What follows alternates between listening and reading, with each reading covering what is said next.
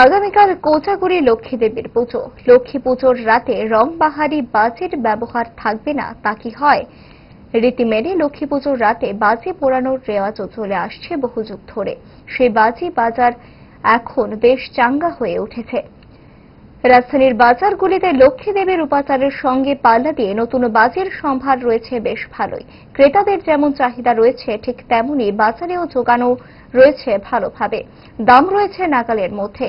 শিশু থেকে প্রাপ্তবয়স্ক সমস্ত স্তরের ক্রেতাদের কথা মাথায় রেখে বাজারে এসেছে নিউ কালেকশন। উচ্চ শব্দযুক্ত বাজির যোগান নেই বলেও দাবি করতে দেখা গেল বাজি ব্যবসায়ীদের। মোদ্দা কথায় বাজির বাজার যে বেশ চাঙ্গা তা বলছেন খোদ বিক্রেতারাই।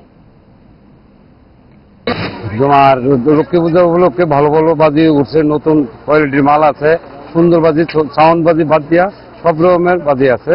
বাচ্চারা, ছেলেরা, মেয়েরা বাজি, অনেক রকমের মাল আছে, সুন্দর বাজি, কোনো অসুবিধা নাই, বৃষ্টি তুফান নাই, বাজি চলছে ভালো।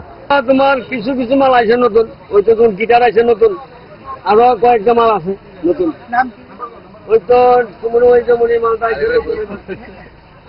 নতুন না, এটা গত বছর আইছিল, এটা নামটা তো আমি বলতে পারতাম না। আছে মোটামুটি, শব্দ খুব কম।